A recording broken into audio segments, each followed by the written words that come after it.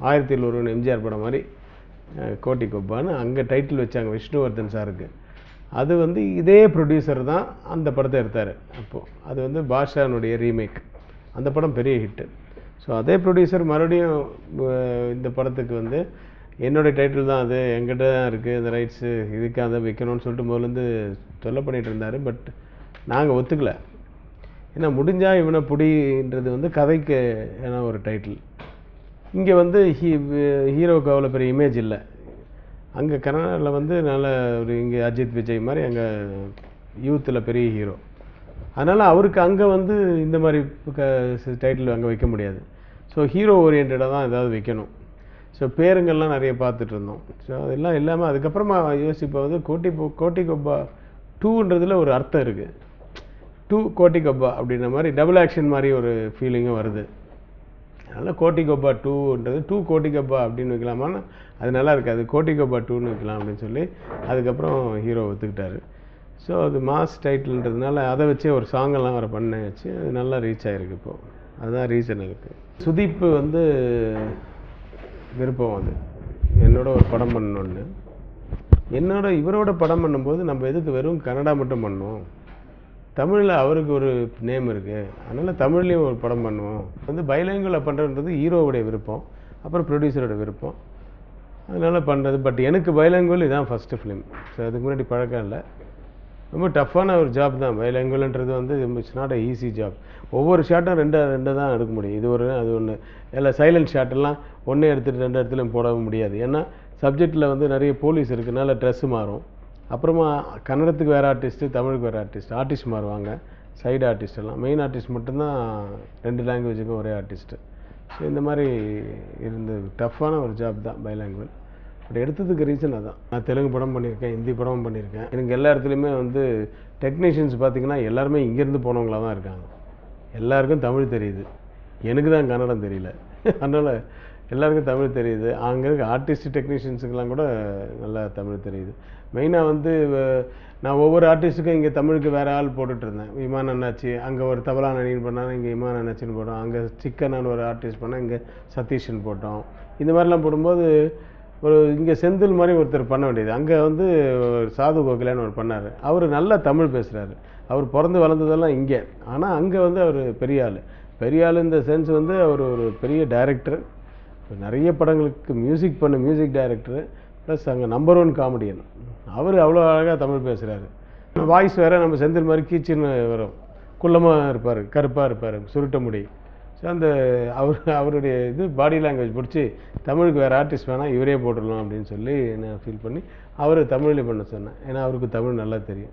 சுதீப் வந்து நல்ல ஒரு ஃபர்ஸ்ட் ஆஃப் ஆல் நல்ல ஹியூமன் பீயிங், நல்ல ஃப்ரெண்டு, நல்ல ஹியூமன் பீயிங், ஒரு நல்ல மனுஷன். ரொம்ப ஷார்ட் டெம்பர்டே கிடையாது. நான் தான் ஷார்ட் டெம்பரில் கத்திக்கிட்டு இருப்பேன் தவிர அவர் இதெல்லாம் கிடையாது. ஒரு நாள் வந்தார், என்ன சார் 11 மணி ஆச்சு, மைக்கில் உங்களுடைய நான் யூஸ்வலாக கத்துற ஒரு மேட்ரு ஒன்று இருக்குது, அதை சொல்லி அது மாதிரி ஒன்றுமே கேட்கலையே இன்றைக்கின்னு ஃபீல் பண்ணார். உடம்பு சரியில்லையான்னு. ஸோ அப்படி ஈஸியாக எடுத்துக்கிறவங்க அவங்க. ஸோ மற்றபடி எனக்கு வந்து எல்லா ஆர்டிஸ்ட்டோட எப்படி ஒர்க் பண்ணணும்னா அப்படி தான் ஒர்க் பண்ணேன். Very cooperative. அது எனக்கு அந்த மாதிரி இதில் பிரச்சனையே வராது. ஃபஸ்ட்டு எந்த ஆர்டிஸ்டாக இருந்தாலும் நான் ஃபஸ்ட்டு அவங்கள ஸ்டடி பண்ணிவிட்டு அவங்களுக்கு எது பிடிக்கும் எது பிடிக்காதுன்னு எனக்கு மைண்டில் வந்துச்சுன்னா அதுக்கேற்ற மாதிரி நான் என் ரூட்டை டைவெர்ட் பண்ணி போயிட்டே இருப்பேன். ஸோ அதனால் எந்த ஆர்டிஸ்டோடுமே எனக்கு பிரச்சனை வராது. நித்யா மேனன் ஆக்சுவலாக அவங்களும் ஒரு நல்ல பர்ஃபார்மர். அவங்க 180ன்னு ஒரு படத்தில் பார்க்கும்போதே எனக்கு அவங்கள பிடிச்சது. நல்ல பர்ஃபார்மர், நல்ல அழகாக இருப்பாங்க. இவங்கெல்லாம் நம்ம ஆனால் படத்தில் நடிக்க மாட்டாங்க. ஏன்னா அவங்க ஒரு மாதிரி கிளாஸ் ஃபிலிம்ஸ் தான் அவங்க செலக்ட் பண்ணுவாங்க. ஸோ இது கமர்ஷியல் படத்தில் நடிக்க மாட்டாங்கன்னு நினச்சி தான் நான் எதுக்கும் ட்ரை பண்ணுவேன்னு நம்ம ரைட்டர் அமைச்சு கதை சொல்ல சொன்னேன்.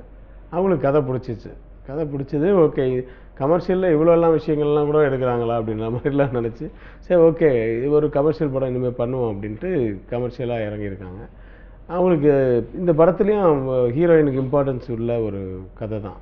ஸோ அதனால் அவங்களுக்கு பிடிச்சது அவங்க பண்ணாங்க. Very cooperative. அவங்களும் வந்து எனக்கு ஒன்றும் பிரச்சனை கிடையாது. ஏன்னா அவங்களுக்கு நான் சத்தம் போடுறது கொஞ்சம் பிடிக்காது, அப்பப்போ ஓடிடுவாங்க. அவங்களுக்காக நான் கொஞ்சம் சாஃப்டாக இருக்க வேண்டியதாச்சு. சில இடங்களில் அவங்க ஸ்பாட்டில் இருக்கும்போது மட்டும் நம்ம கத்தினா அவங்க ஓடிடுவாங்க உடனே வெளியில். நீ தான் வேணும் அப்படின்ட்டு வரவங்களுக்கு நான் படம் பண்ணுறேன், அவ்வளோதான். நான் போய் யாரையுமே எப்போயுமே அப்ரோச் பண்ணதில்லை.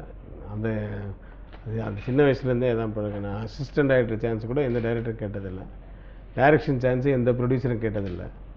ஒரு எந்த ஹீரோக்கிட்டையும் வந்து போய் நான் டேட்டு கொடுங்க நான் படம் பண்ணணுன்னு சொன்னதில்லை, எல்லாமே அமைஞ்சது தான். ஸோ அப்படி அமையிறது எதுவோ அதை நான் பண்ணிட்டு போவேன், அவ்வளோதான்.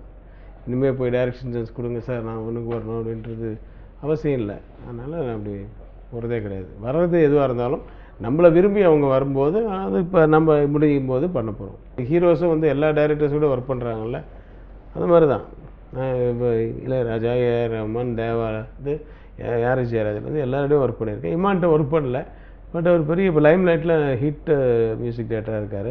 அவரோடையும் ஒரு படம் பண்ணணுன்னு தான் பண்ணது. But nice working with him. நல்ல அவர் இவர்கிட்ட ஒரு டிஃப்ரென்ஸ் இருக்குது. அவங்கவுங்க ஒரு ஸ்டைலில் இருந்துன்னா இவர் 2-3 ஸ்டைலை வந்து மனசில் வச்சுருக்காரு. அவர் ஒரு டியூன்லலாம் ஒரு எம்எஸ்வி கொண்டு வருவார், இளையராஜா கொண்டு வருவார், ஆர்கெஸ்ட்ரேஷனில் ஏஆர் ரஹ்மானை கொண்டு வருவார், ஹாரிஸ் ஜெயராஜ் கொண்டு வருவார், எல்லாமே இருக்குது. ஒரு கமர்ஷியல் படத்துக்கு நல்ல ஒரு ஆப்டான மியூசிக் டைரக்டர். ஆக்டிங்கிறது வந்து எனக்கு எப்போ டைம் இருக்கோ அப்போ நான் சொல்லிவிடுவேன். நான் இது வந்து கேட்கும்போதே நான் ஃபஸ்ட்டு அவாய்ட் பண்ணுவேன். அப்புறம் கதை கேளுன்னுவாங்க, அந்த கதையும் பிடிக்கலன்னா நான் விட்டுருவேன். அப்புறம் ரொம்ப தொல்லை பண்ணாங்கன்னா சரி ஓகே பண்ணுறேன், பட் என்னுடைய டேட்டுக்கு நீங்கள் என்னால் முடியும் போது தான் நான் கொடுக்க முடியும் டேட்டு, உங்கள் டேட்டுக்கு நான் ஒர்க் பண்ண முடியாது அப்படின்னு சொல்லி தான் பண்ணுறது. அது கூட நிறைய படங்கள் பண்ணுறதில்ல, 1 or 2 தான். என்னுடைய முதல் படம் புரியாத புதிர் ரிலீஸ் ஆன உடனே 2வது படம் வந்து அப்போ நான் பண்ண வேண்டியது வந்து சேரன் பாண்டியன் இல்லை, புது காவியம்னு ஒரு படம். அந்த படத்தை வந்து பூஜையும் போட்டாச்சு, மியூசிக் ரெக்கார்டிங்கெல்லாம் பண்ணியாச்சு. அந்த படத்தில் வந்து ஹீரோ வந்து விக்ரம், அப்போ அவர் நியூ ஃபேஸ். ஹீரோயின் வந்து ராக சுதான்னு ஒரு பொண்ணு. அப்போது அவங்க 2 பேரையும் தான் அதை ஃபிக்ஸ் பண்ணியிருந்தது. பட் பெரும்புள்ளி சரியாக போகாதனால ப்ரொடியூசர் சௌத்ரி சார் வேணால் இந்த கதை வேண்டாம், அது சரியாக போகலை, இதுவும் அதே மாதிரி லவ் சப்ஜெக்ட்டு, லவ் ஃபெயிலியர் எண்டில், ஆனால் இந்த ரிஸ்க் எடுக்க வேண்டாம், நீ இந்த சின்ன கவுண்டர் பெரிய கவுண்டர் சப்ஜெக்ட் ஒன்று சொன்னாங்க அதை பண்ண அப்படின்னாரு. அதான் சேரன் பாண்டியன். அப்போ ஒரு வாட்டி மிஸ் ஆச்சு. ஆதவன் முடியும் போது, ஆதவனுக்கு முன்னாடியே நான் பண்ண வேண்டியது ஒரு படம். அப்போ வந்து அவர் மணிரத்னம் படத்துக்கு போயிட்டார். இல்லை கதை எல்லாம் ஓகே, எல்லாம் இதுவாகிடுச்சு, ஸ்க்ரீன் ப்ளே பண்ணிகிட்ருக்கோம்.